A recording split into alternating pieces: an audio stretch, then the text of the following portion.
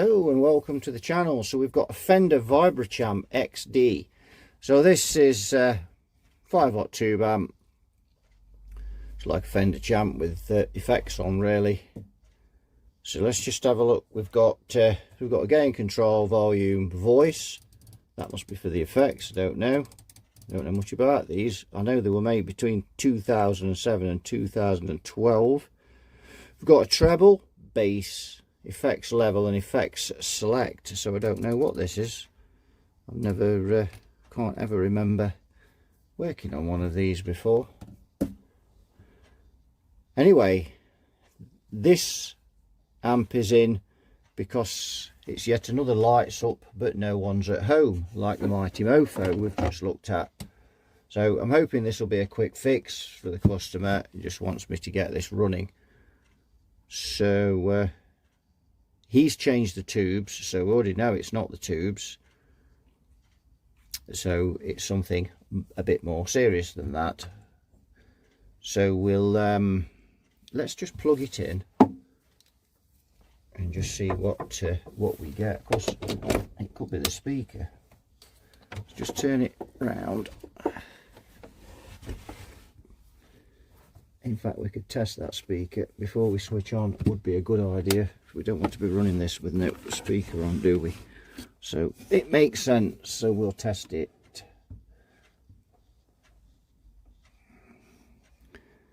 See the speaker there, so we just need a meter. And just looking in, so let's have a look at the back while we've got it turned around. So customers bought a new 6V6, new preamp tube there. And you can see we've got power switch, fuse, usual deal, we'll check that. Speaker socket and a line out, pretty simple really. Right, we've just wedged him in there. Let's have a look.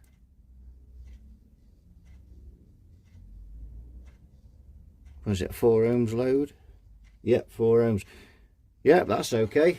That's look, so it's not the speaker. We'll check that out there. What's that?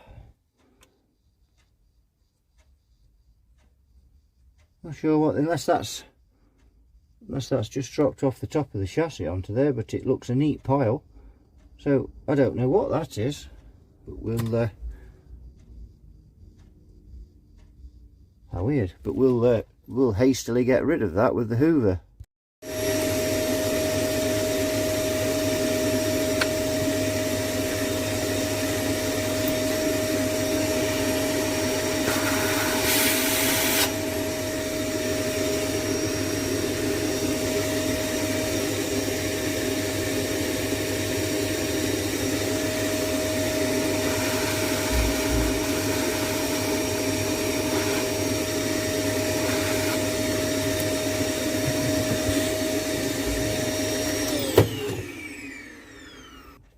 So there was some metal filings in that. It wasn't just like it was dust. Right, I've just brought the current limiter in. I've got a 40-watt bulb there, you can see, going on it, and there's nothing serious happening. Right, I've got a 40-watt bulb on it, and you can see there it's not even lit. It's lukewarm, but not lit. So we just move that vacuum cleaner cable out of the way. Wires everywhere. There we go. So yeah, so I think I'll just ouch, that is getting a bit warm now. We'll swap it for 100. Just caught me on the wrist there.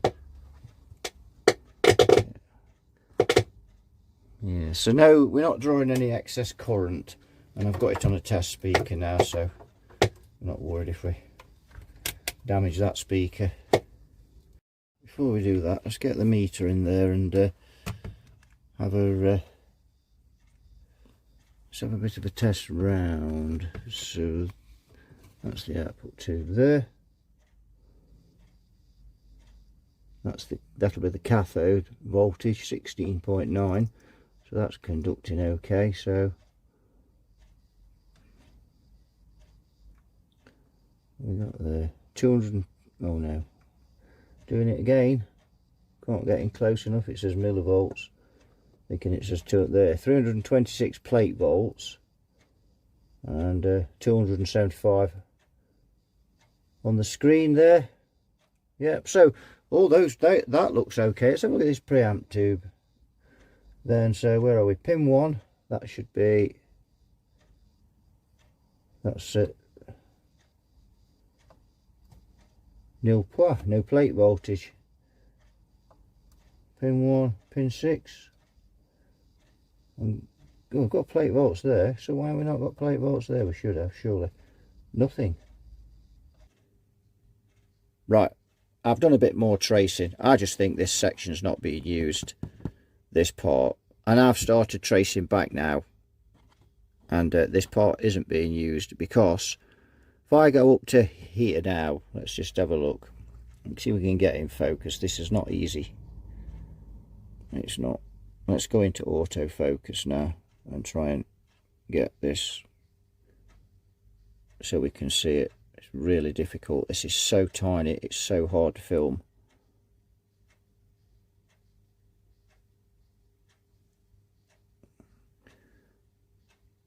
So we've got to be careful. So if we look here, we've got, that is U1. It says U1A, but it's U1. So U1, this and this are one package. That half of the package is feeding that line out. This is in the circuit. So if we follow that down here and along here, sorry if it's a bit hard to focus, and we come down here, you can see that we've come to the grid of that tube there, that triode. So we need to test on pin, and we need to test, and it's going in here on pins 1 and 2. So we need to test and see if we've got signal there. So to do that, and I should just swap glasses again.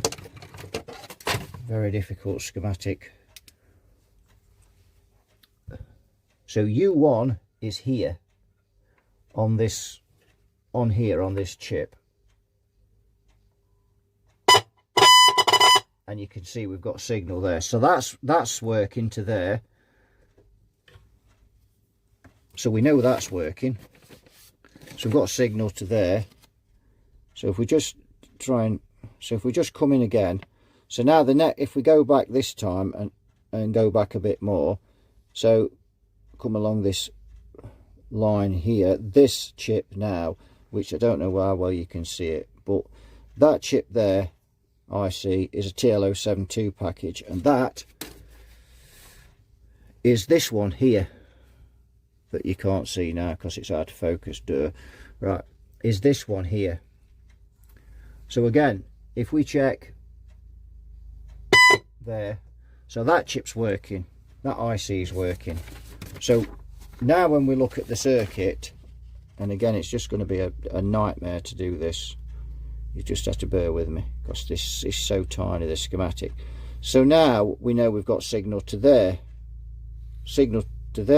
and round to that tube. So we've got signal to there, so we're tracing through. Now I'm going to study it and see where it goes from there. Right, if we look here, we've got two resistors you can see. One is, let's just get something to point with, this ain't easy, this ain't a nice schematic as I've said. So we've got resistor, just have a look, coming out of there and there. So that 10k is R15, so R15 is there. So I'm going to go in, but you won't be able to see anything. But if I touch this on there, I've got signal on both sides of that. So that now tells me that we've got signal up to there. If we look, sorry about this again, if we look, we've got, where are we? We've got signal up to there. Now we're going into this item here, but let's look. Here's the input. It's going through here, and then we've got this chip here, this IC here, TL072.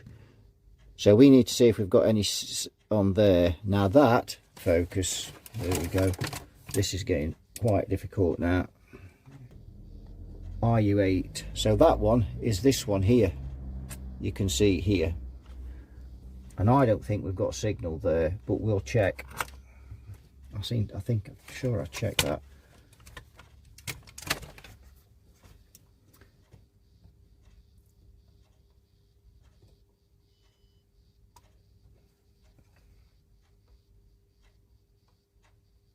Nope. So that tells us then, looking at that, we've got another resistor there coming out of there. So, and that resistor, by gum, can't see what that is. So we'll have a look at this resistor. I'm sorry if this is a bit of a rubbishy video, but it's just this schematic. So we've got, I just come in, try and, so here we've got a resistor there. So we'll test at that point. See if I can see where that's the voltage feeding in, and the rest's on the other side of the board.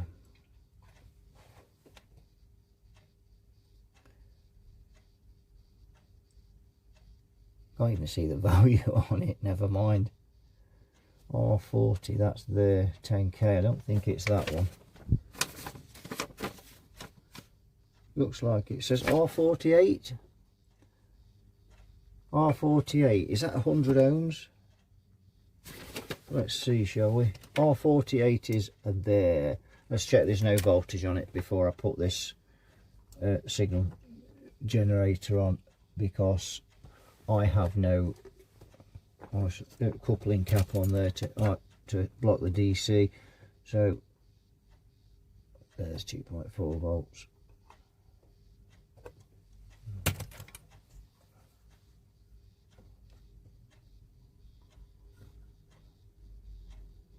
Yeah. So yeah, so that tells us then, we know now for sure. We know that I mean, I can use the scope and check down to here, but I think it's let's have a look.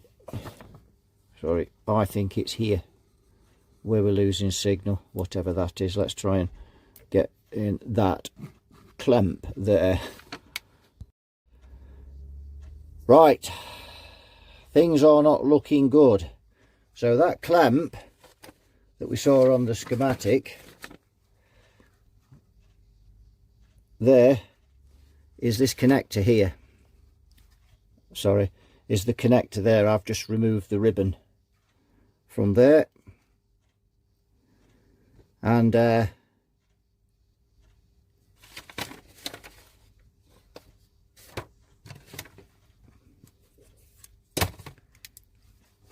if I tap onto there, that's where the signal from R15 that we tested earlier is coming from. So there's either a dry joint on those pins on there, or it then goes onto this board here. We just remove that. This, if we just swing around, or it goes onto this board here, and if it goes onto there, then I'm afraid things are getting rather serious, because there's no way I can fix that, because it's all SMD, small, you know, SMD components, and I really can't fix that. I don't have the equipment to do it, and I don't have the skills either. Even if I had the stuff, I don't. That sort of stuff is a field of electronics to what I do. But I've disconnected that. I've now got signal to there. So it's obvious that wherever that signal goes now, it's pretty obvious that unless there's a break in a connection somewhere. So if I just try and follow that trace there,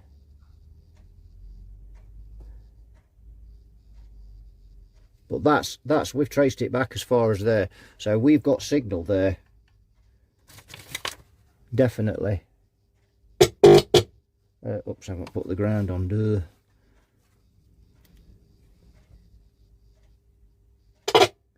Yep, yep. So we've got signal to there. Right.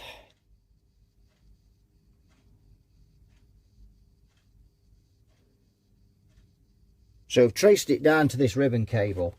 We know that the signal now is coming onto this board.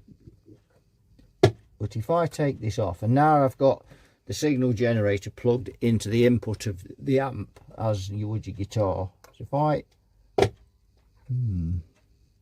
so I wonder if it's a case of double die joints somewhere, dry joints,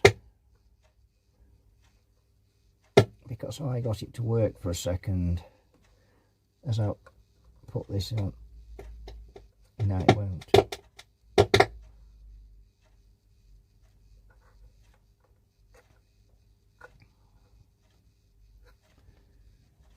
Yes. So what they're doing basically, we've traced that signal up to here. They're running it through this board and then back out onto the input through this ribbon cable.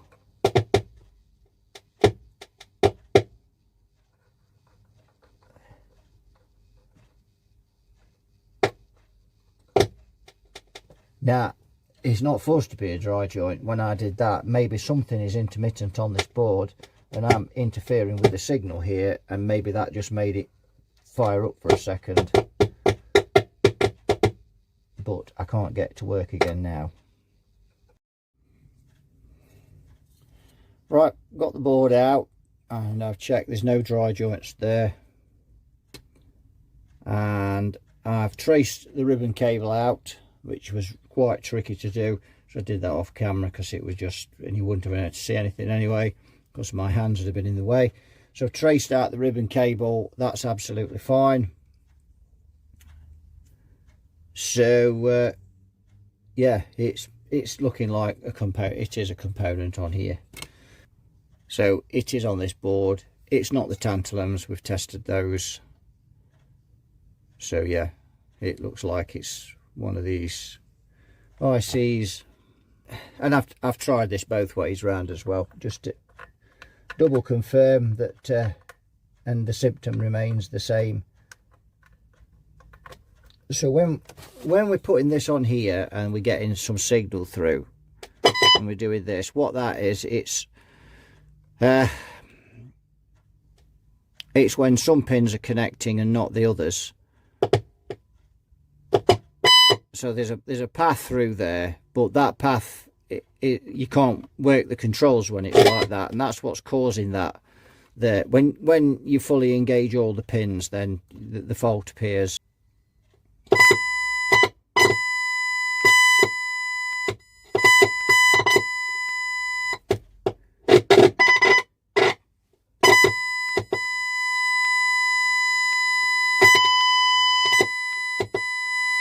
And when you push it on fully, it doesn't work. So you can't.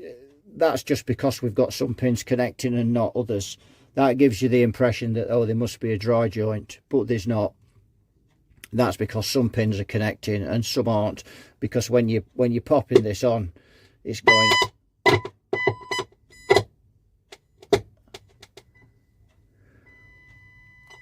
But there'll be one of those that's